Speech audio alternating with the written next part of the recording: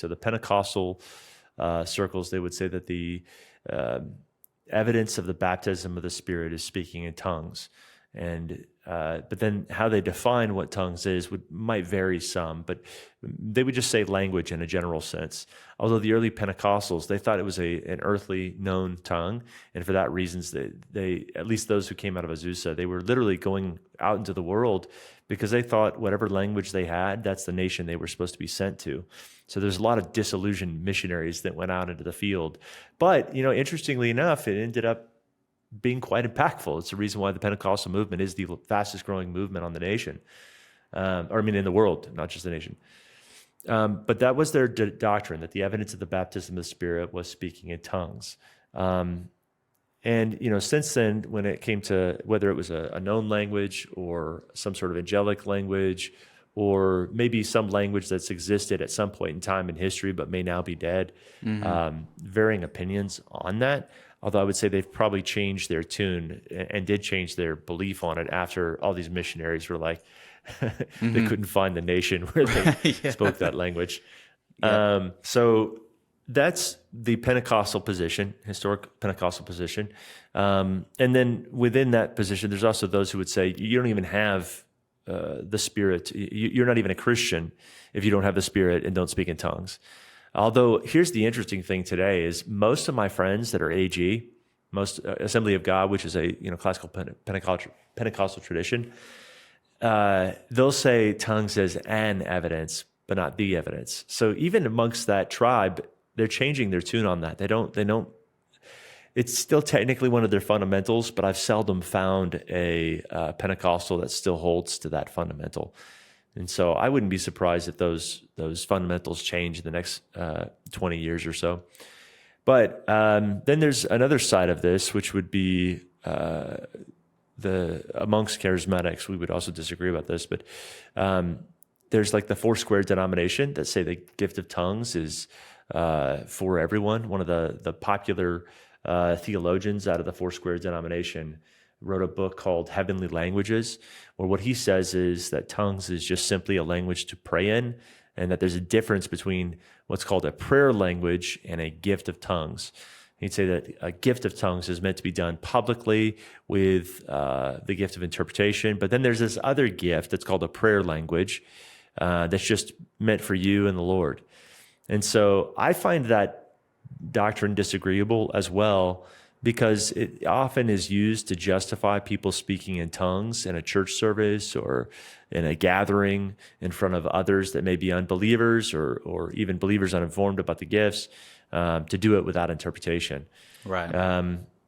And so interpretation is definitely something that is really desirable whenever it's being operated in public?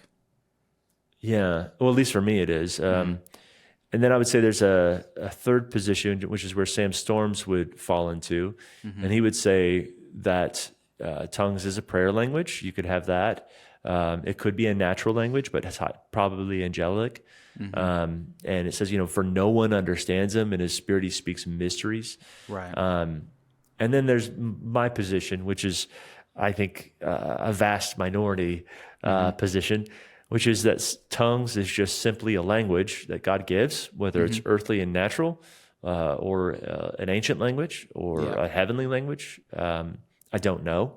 I think it could be any of those as a possibility, but I do think that there is no difference between a prayer language and a gift of tongues. I think it's just simply called tongues.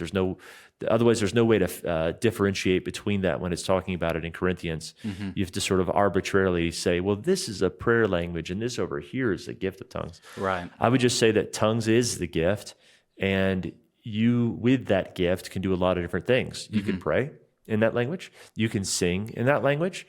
And when there's interpretation, you could prophesy, you could teach, you could give revelation, give words of knowledge with interpretation. All of those things are possible with the same language. Right, so. Because tongues is effectively just another word for a language. It's not, it's really like saying gift of language. So that leaves it open to what kind of a language it is. It doesn't necessarily specify earthly, heavenly, spiritual, whatever. So I always find it kind of troubling, I think, whenever I heard, because we don't have AG in the UK where I'm from, at least that we have some Pentecostal groups, but I had never heard of Assemblies of God.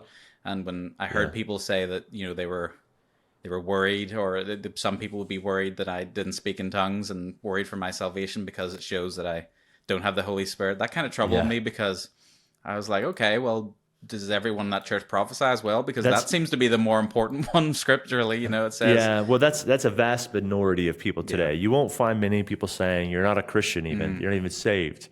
That's very, very rare. It's traditional, I guess, Although a lot of older people. Yeah. Well, I think, 20 years ago, probably more popular. Today, Not so much. Not so much. That's fallen out of favor. Yeah. So those are like four basic positions, with mine being the minority again. Yeah. Sam Storms is probably the more popular position, and Sam and I talked about it, and Sam's got some really great arguments. So yeah, I think I would tend to naturally agree with kind of the way you articulated it, where I wouldn't be like, it's hard to be sure that they're distinct, or that you can make differentiations, because you don't really know, I guess, when you receive that gift, or what way it will be used by God, because you don't, I'm speaking as someone who doesn't speak, who hasn't spoken in tongues, but I assume you don't really get a choice as to which one you're going to speak at a particular time. So it's kind of... Well, you get a choice as to when you speak. You just don't get a choice as to what language it is. Right. So other than your native language, you can choose that. Right. Well, I think there is some misunderstandings around the gift of tongues, especially from those who've never done it. It's real easy to think that it's ecstatic speech, that somehow the Holy Spirit just comes over and starts wagging your tongue about. Right. It's like a fervor of just excitement. Biblically, I think that's untenable, although I wouldn't be surprised if that happens, on occasion, where God does take over and do something, especially initially. Yeah, I know a number of people, when they first started speaking in tongues, that's kind of what happened. But after that, it's entirely voluntary. They can choose when to speak, when not to. But yet the words coming out of their mouth are not their choice. Just simply the act of doing it is their choice. And so you kind of don't really know where God steps in on the process, like where you begin and where he begins. It's not so clear, both anecdotally and then also scripturally speaking. But one thing is clear, that a person who speaks in tongues can refrain from doing it. It is a choice. Otherwise, Paul would never tell the Corinthian church to stop doing it without an interpreter. Right. Like he's telling them, don't do this unless there's interpretation. Otherwise, just do it quietly to yourself. And so the choice is clearly theirs to do so. So that misconception is, I think, a big one. A lot of people, when they really want that gift, they're sort of expecting God to take over their tongue. I'm like, it just doesn't work that way.